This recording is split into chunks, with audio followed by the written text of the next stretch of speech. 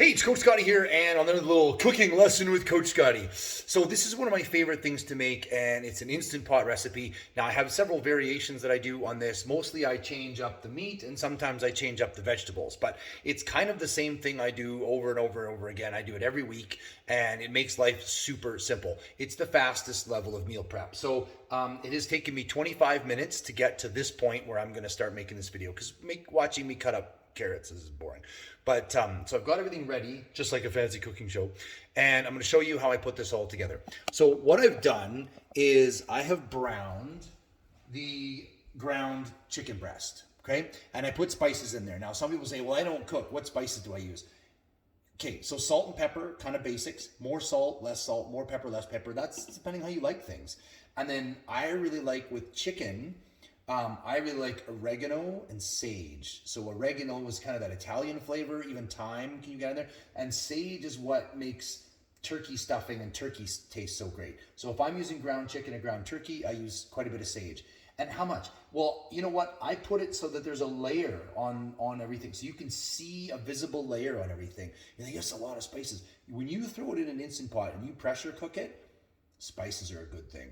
Most people don't put enough. I was one of those. And you could never taste it; just everything tastes bland. So I put a full layer of each different one. So that's all browned and cooked and done. And sometimes I put a little bit of coconut oil in there to give it a bit of browning thing.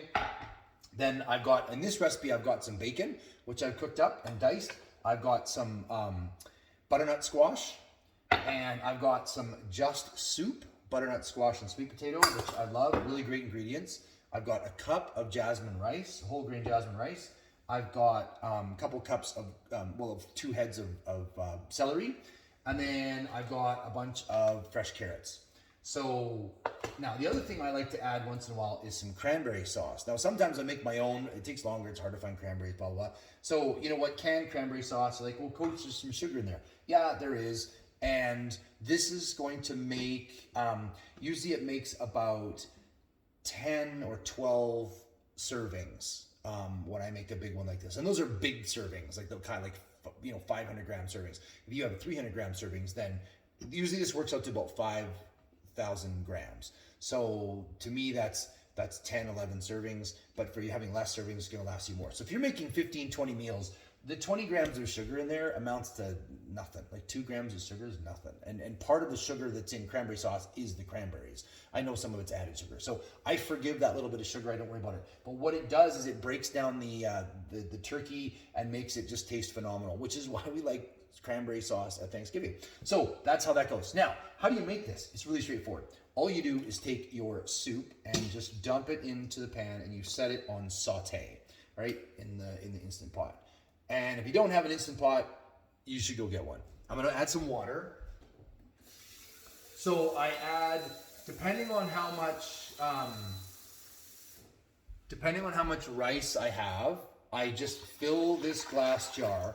If I'm having 1.5 cups of rice, then it's 3 jarfuls. If I'm having 1 cup of rice, which I am today, so today's 1 cup of rice, so I'm adding 2 jars full, right? So 1 jar full per half a cup of rice. Okay, I'm going to add my rice, because might as well, I'm talking about it. Then I'm going to add the bacon, and I'm going to add the butternut squash. And that's just frozen butternut squash. We have some growing outside, but it's not quite ready, so that's fine. And then celery. Choose the organic celery. Celery is one of those crops that they use a lot of sprays to keep the bugs out. So organic celery is actually one of those ones that really makes a difference. And then a bunch of the carrots. And I have a food processor, which my amazing wife gave to me for Christmas a year ago. And I just love the thing. I spent most of my life without one, and I just had to cut stuff. But it's really nice having a food processor. And then you're going to stir in the meat. And so that's pretty straightforward. Just gonna scoop that in. Now normally I wouldn't be doing a video, and this would have been sauteing for a while. And so it would already be boiling and bubbling and steaming when I added the meat. Now the neat trick for that is then it gets to pressure right away. So that's just a little different because I'm videoing it today, but that's pretty much it. Then I'm going to give that a good stir. Get everything kind of all mixed up a little bit. And it is on saute, so it is already starting to heat up. And you can add more water if you want it to be more like a soup than a stew, right? You got to get enough water in an Instant Pot. If there's not enough water, it will burn to the bottom, and that's not cool. So I'm actually looking at this now with all the ingredients I have. I know some of the vegetables are going to yield water, but I'm going to add a little bit more water.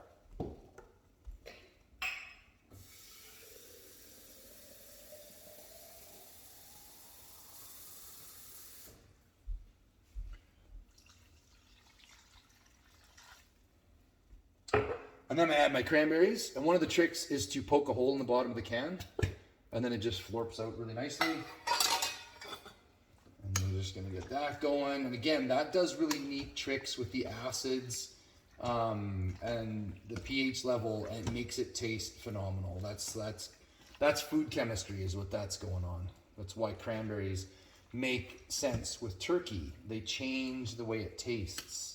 Nobody likes cranberry sauce plain, like a spoonful. It's kind of gross. It's tart and sour, but when you add it to the chicken, it does really cool chemical tricks, and it makes the chicken taste better, the turkey taste better.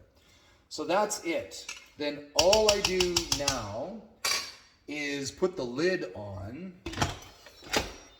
right? And then I cancel the saute and I switch it to pressure cook for 12 minutes, and that's it. It's done. So that all in was 30 minutes. Now that's going to come up to pressure, and it's going to cook for 12 minutes, and then it's going to be beep beep, and then it's going to sit there on warm until I get around to coming back to it. When I come back to it, I push the steam off button, let it de-steam, open the lid, stir it, and it's done. It's ready. It's good. So as far as meal prep goes, it took me 30 minutes to make 12 meals. That's a huge benefit to my world. Now, for those of you that work with me a little bit more on my advanced stuff, what I also do as a next step is I weigh every single ingredient. And that's included in my 25 minutes of prep. I weigh every single ingredient. Then I take my FitnessPal and I build a recipe, and I enter all the ingredients in. Now I've got a standing recipe that all I do is change the weights that it was today. Like it's 1,350 grams of ground chicken, turkey breast, no, it was chicken today, chicken breast, and then how many carrots, how much celery, how much rice. I just alter the amounts, and then I say enter. Then when the Instant Pot is finished cooking, I weigh the whole amount. And so if it weighs 5,200 grams, then I set in the recipe that it's 5,200 servings of 1 gram. And also MyFitnessPal will tell me the percentages. Now I happen to know this one works out to be, it's about 30% protein, 33% carbs, and this one will be a lower fat actually one. So my numbers will be a little different, because if I use chicken thigh or if I use extra lean ground beef, the numbers are different. But it's around, this one actually would be about 40% protein, 40% carbs, and 20% fat, because low fat with being chicken breast. So then I punch into MyFitnessPal. Then whenever I want, I just scoop out. If I scoop out 380 grams, then I put in 380 servings. It tells me exactly what's in it. I measure everything I eat, and it's easy. So that's my little tip for today: how to make Coach Scotty's Instant Pot Yummy Nummy Stew. I don't really have a name for it, but hopefully that's helpful. Have an amazing day. Let me know if you have any questions.